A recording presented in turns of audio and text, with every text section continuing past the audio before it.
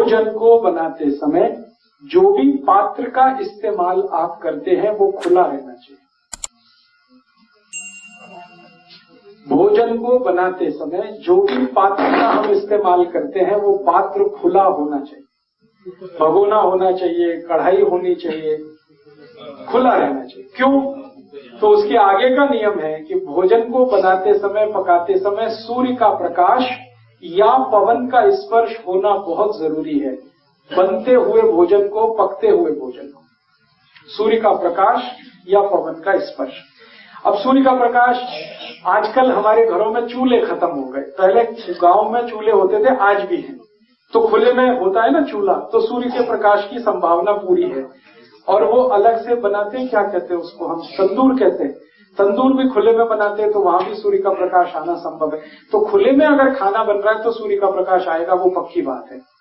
नहीं तो covered area में बना रहे हैं तो खुला रखिए ताकि पवन जा सके, उसमें हवा जा सके, प्राणवायु जा सके। प्राणवायु माने ऑक्सीजन, ऑक्सीजन माने आग, सीधी सी बात, आग है ऑक्सीजन। तो बनते हुए खाने को आग की ही जरूरत है, वो ऑक्सीजन से ही मिलती है उसको। इसलिए जितना खुला रहेगा भगोना या कढ़ाई, उतनी ज्यादा ऑक्सीजन, उतनी ज्यादा प्राणवायु जाएगी और भोजन जो पकेगा वो बहुत अच्छे से पकेगा। नीचे से आग लग रही है वो अग्नि की है, ऊपर से आग है वो ऑक्सीजन की है, वो कंप्लीट डाइजेस्ट होगा क्योंकि कंप्लीट उसका कुकिंग होगा। इसका सीधा सा मतलब एक ही है, प्रेशर कुकर में खाना मत बनाइए क्योंकि वो खुला हुआ नहीं है। प्रेशर कुकर चारों तरफ से बंद है, ना उसमें पवन जा सकता है ना प्रकाश जा सकता है। उसमें से पवन बाहर तो आ सकता है, बाहर से अंदर जाने का कोई रास्ता नहीं है।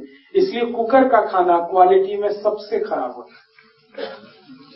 हम लोगों ने इस पर कुछ काम किया, कुछ वैज्ञानिकों के साथ मिलकर, ये समझने के लिए कुकर में दाल बनाई और भगोने में दाल बनाई, दोनों को टेस्ट किया तो पता चला कि कुकर की दाल के जो माइक्रो न्यूट्रिएंट्स हैं वो है ही नहीं ज्यादा, और खुले हुए भगोने की बनाई हुई दाल के माइक्रो न्यूट्रिएंट्स कुकर से ज्यादा।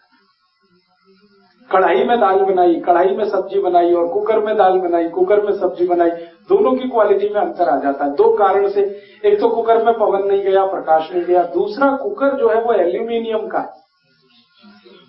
और मैं बार बार कह रहा हूं कि एल्यूमिनियम दुनिया का सबसे खराब मेटल है खाना बनाने के लिए और खाने के लिए। एल्यूमिनियम का इन्वेंशन हुआ, आविष्कार हुआ हवाई जहाज बनाने के लिए, मिसाइल्स बनाने के लिए, चंद्रयान बनाने के लिए, रॉकेट्स बनाने के लिए, क्योंकि इसको प्रेशर बर्दाश्त करने की ताकत बहुत है एल्यूमिनियम को। और हवाई जहाज 35,000 फीट पे उड़ता है तो एयर प्रेशर सबसे ज्यादा होता है। अगर स्टील का हवाई जहाज बनाएंगे तो फट जाएगा, ब्लास्ट हो जाएगा, इसलिए एल्यूमिनियम का बनाया जाता है। एल्यूमिनियम हवाई जहाज बनाने के लिए बहुत अच्छा मेटल है, मिसाइल बनाने के लिए अच्छा है, यान बनाने के लिए अच्छा है। ये खाना बनाने के लिए अच्छा मेटल नहीं है क्योंकि हैवी मेटल है, बॉडी में जाएगा तकलीफ करेगा। सोलर कुकर में अगर आपके ये जो यूटेंसिल्स हैं, पात्र, अगर वो एल्यूमिनियम के नहीं है तो अच्छा है, क्योंकि सोलर कुकर में भी एल्यूमिनियम के ही पात्र आजकल रखने लगे।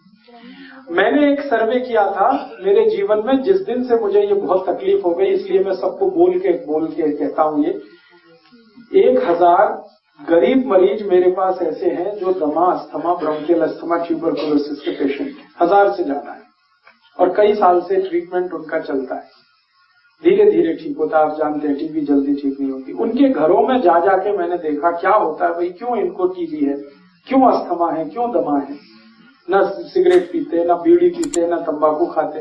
तो घरों में जाके देखा तो रोज एल्यूमिनियम के बर्तन में ही खाना बनाते हैं और खाते हैं। क्यों? तो कहते हैं जी सस्ता है। बात तो सही है, सस्ता है, उनको बाकी मेटल्स बहुत महंगे पड़ते हैं।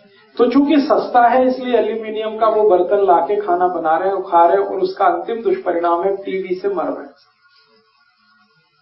इधर पैसे बचाए, उधर अपना जीवन गंवाते। और मैं आपको थोड़ा एक हिस्टोरिकल फैक्ट शेयर करना चाहता हूं कि एल्यूमिनियम के बर्तन भारत में खाने पीने के काम में कब से आए। अंग्रेजों की जब यहाँ सरकार चलती थी इस देश में, तो अंग्रेजों के देश में एल्यूमिनियम का आविष्कार हुआ 18th सेंचुरी। उसके बाद उन्होंने हवाई जहाज वगैरह बनाया 1905 में। उस समय अंग्रेजों को किसी वैज्ञानिक ने बताया उनके देश के कि ये खाने पीने के लिए बहुत खराब है, बाकी के लिए अच्छा है। तो अंग्रेजों ने भारत के लिए कानून बना दिया कि भारत की जेलों में जितने क्रांतिकारी बंद हैं सबको एल्यूमिनियम के बर्तन में ही खाना दो ताकि जल्दी मरे। हमारे जो क्रांतिवीर थे अंग्रेजों के लिए वो सब आतंकवादी थे। भगत सिंह, उधम सिंह, चंद्रशेखर, सुभाष चंद्र बोस, अशफाक उल्लाह, तात्या टोपे, ये सब हमारे लिए क्रांतिकारी थे, देश की आजादी लाने वाले। अंग्रेजों के लिए वो सब खतरनाक लोग थे। तो अंग्रेज चाहते थे कि जेल में बंद करके इनको मारा जाए और स्लो पॉइजन देके मारा जाए, पता भी ना चले और मर भी जाए। तो उनके लिए उन्होंने एल्यूमिनियम के बर्तन लाए और तब से भारत की जेलों में कानून आ गया कि जो जेल का कैदी है उसको एल्यूमिनियम के पात्र में ही चाय मिलेगी, एल्यूमिनियम के पात्र में ही पानी मिलेगा, उसी में रोटी खानी पड़ेगी, उसी में सब। और आज तक वो कानून हमारी जेलों में चला आ रहा है। अंग्रेज तो चले गए 1947 में, लेकिन वो कानून अभी भी है। अभी भी जेल में आप जाएंगे तो हमारे भाई बंदे जो कैदी बन के वहां हैं उनको एल्यूमिनियम में ही खाना है। मेरे बहुत सारे दोस्त हैं जो जेल सुपरिंटेंडेंट हैं, जेलर हैं, मैं बहुत उनको बोलता हूं कि इसको बदल दो, अंग्रेजों के जमाने का नियम था, अब तुम बदल दो। तो वो कहते हैं कि ये हम नहीं बदल सकते, ये संसद बदलेगी।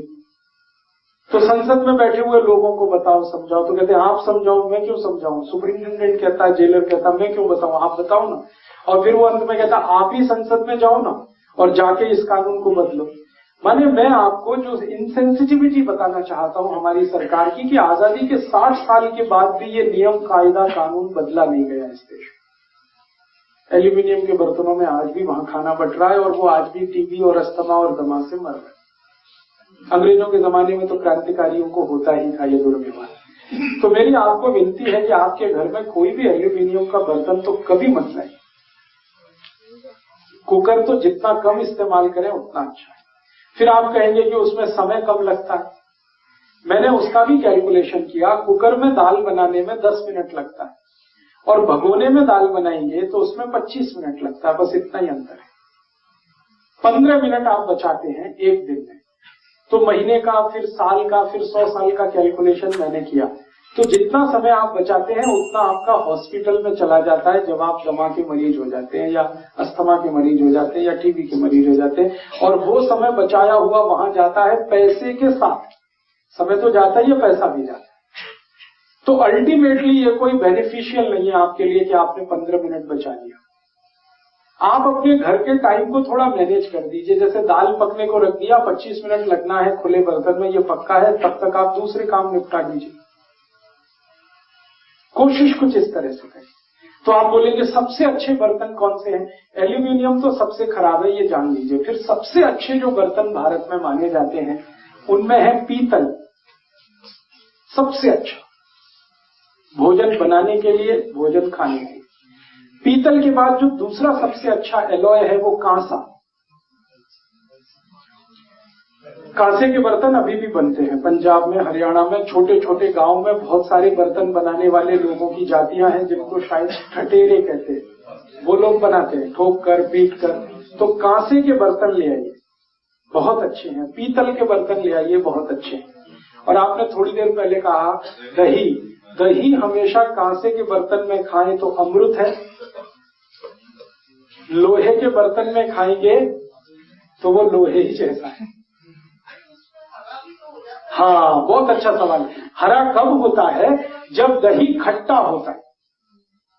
खट्टा दही कांसे के बर्तन में डालने से पहले गुड़ मिला के फिर आप खाइए, कभी भी हरा नहीं होगा। दही जैसे ही खट्टा हुआ तुरंत गुड़ डाल दीजिए उसमें। हाँ, इसके लिए क्या करना है आपको? इसके लिए थोड़ी व्यवस्था ये करनी है कि कांसे के बर्तन में सब्जी डालनी है तो जितना जल्दी खा लेंगे उतना अच्छा है। जितना जल्दी खा लेंगे, उसको स्टोर करके नहीं रखना। स्टोर करने के लिए जो बर्तन है वो पीतल वाले, और स्टोर करने के लिए इन दोनों से भी अच्छे कुछ बर्तन हैं। पीतल और कांसे से भी अच्छे कुछ बर्तन हैं चांदी के, सिल्वर के।